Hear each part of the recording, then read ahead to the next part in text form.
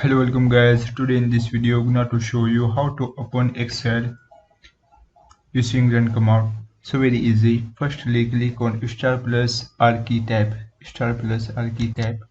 Tap here Excel.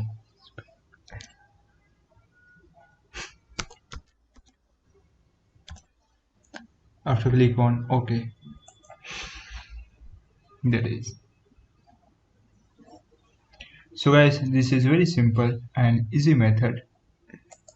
Firstly R key plus star plus R key tab and tap here EXCEL. After click on OK. That is. So guys, this is a very simple and easy method. Thank you for watching this video. Please subscribe to my channel for latest update.